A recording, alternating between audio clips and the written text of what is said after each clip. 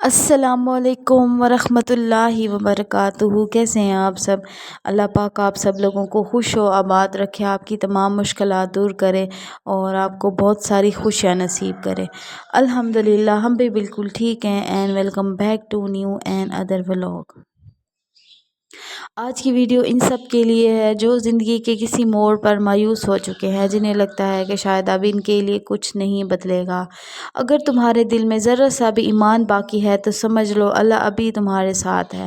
زندگی میں ہر وقت ہمارے سامنے دو راستے ہوتے ہیں، ایک راستہ شک کا اور دوسرا راستہ توکل کا۔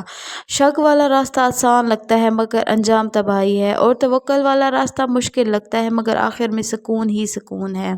ایک آیت ہے وَمَن يَتَوَکَّلْ عَلَى اللَّهِ فَهُوَ حَسْبُهُ، اور جو اللہ پر بھروسہ کرے تو وہ اس کے لیے کافی ہے۔ یہ آیت ہمیں یاد دلاتی ہے کہ انسان کچھ نہیں، سب کچھ اللہ ہے۔ ایک واقعہ ہے، حضرت موسیٰ علیہ السلام اپنی قوم بنی اسرائیل کے ساتھ مصر سے نکلے تو پیچھے سے فرعون اپنی فوج کے ساتھ آیا۔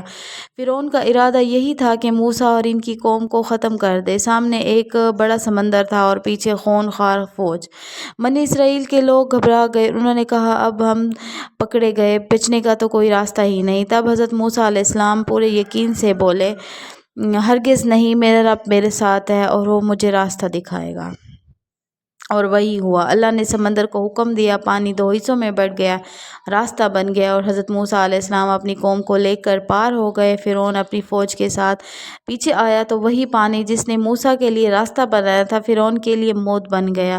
یہ ہے اللہ پر توکل۔ جب ہر دروازہ بند ہو جائے تب ہی دل میں یقین ہو کہ اللہ میرے ساتھ ہے، جس نے سمندر کو راستہ بنایا اور وہ تمہارے لیے بھی آسانیاں پیدا کر سکتا ہے۔ توکل کا مطلب یہ ہے کہ اپنے رب پر پورا بھروسہ ہونا چاہیے، حالات تمہارے خلاف ہوں، دنیا کہے نہیں ہو سکتا، لیکن تم دل سے کہو ہوگا، اور کیوں نہیں، میرا رب سب کچھ کر سکتا ہے۔ جب تم اللہ کے فیصلے پر راضی ہو جاتے ہو تو اللہ تمہیں وہ دیتا ہے جس کا تم تصور بھی نہیں کر سکتے۔ اللہ تعالی ہم سب لوگوں کو ہمارے جو ہے نا ہمیں حفظ و ایمان میں اپنی میں رکھے، اور ہم سب کے جتنے بھی گناہ ہیں تو ہم سب کے وہ سارے گناہ جو ہے نا معاف فرمائے، آمین۔ اچھا، آج ہم لوگوں نے جانا تھا بازار، تو میں نے ساری کی صفائی، گھر کو اچھے سے صاف ستھرا کیا۔ میں نے کہا کہ ایک ایک جب کونا صاف ہوتا ہے تو ایسے ایک سکون ہوتا ہے۔ ولیجہ اور اجوا لوگ چلے گئے تھے اسکول، اور پھر میں نے کہا کہ پیچھے سے جلدی سے کام میں کر لوں تاکہ میں باہر بازار بھی جانا تھا، تو اس وجہ سے میں نے کہا کہ جلدی سے یہ سب ہو جائیں۔ اچھا، ہم لوگ گئے بازار، تو یہ روڈ کافی خراب ہے، پہلے بھی میں نے آپ کو دکھایا ہوگا، تو یہ ہے پیارا روڈ، لیکن میں اس کی ویڈیو نہیں بنا سکی کیونکہ کافی خراب تھا۔ پھر ہم لوگ گئے بازار اور ہم لوگوں نے لینے تھے کپڑے۔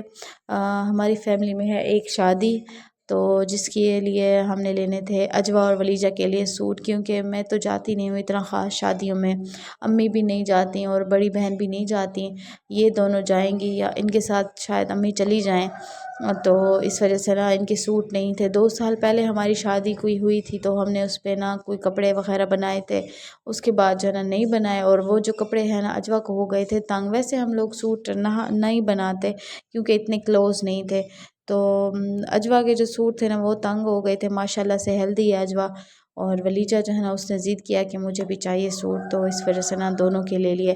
اچھا، میری بہن لے آئی تھی سوٹ، لیکن ہم نے دوبارہ چینج کروائے کیونکہ اجوا کا دوپٹہ پھٹا ہوا تھا اور ولیجہ کو جو ہے نا وہ کلر پسند نہیں آ رہا تھا۔ یہ تھی شاپ جہاں سے لوگوں نے سوٹ لیے۔ یہ ایک بچہ تھا بڑا کیوٹ، اس شاپ جو تھا نا شاپ والا اس کا بیٹا تھا، تو یہ پورے نا 10 منٹ سے ایک شرٹ جو ہے نا طے کر رہا ہے، لیکن اتنا چھوٹا ہے کہ اس سے نا شرٹ طے نہیں ہو رہی تھی۔ پھر اس کے ابو آئے اور انہوں نے کی، تو یہ ہنس رہا تھا پھر۔ اچھا، یہ ہم دوسری شاپ پہ گئے تو یہاں پر اچھے وہ جو اس والے سوٹ ہوتے ہیں، کیا کہتے ہیں اس کو، مجھے ابھی نام یاد نہیں آ رہا، وہ کافی پیارے سوٹ تھے، تو میں نے کہا آپ لوگوں کو دکھا دوں۔ اچھا، آج ہم نے کھانے میں بنایا ویلویٹ کے، مجھے یاد آ گیا، مجھے ویلویٹ کے سوٹ آج ہم نے بنایا ساگ، اور اس کو ہم نے کل چھیل کے اور بوائل سارا کر رکھا تھا کیونکہ ہم نے جانا تھا بازار، تو ہم نے کہا کہ اتنا ٹائم نہیں ہوگا تو اچھا پہلے میں ساگ بالکل نہیں کھاتی تھی، مجھے نہیں پسند ہوتا تھا، مجھے ایسا لگتا تھا کہ جیسے میں گھاس کھا رہی ہوں، لیکن امی مجھے کہتی تھی کہ تھوڑا سا ٹیسٹ کر لو، مزے کا ہوتا ہے، اس سے نا خون زیادہ ہوتا ہے اور سبز پتے ہمیں کھانے چاہیے، لیکن تم نہیں کھاتی ہو۔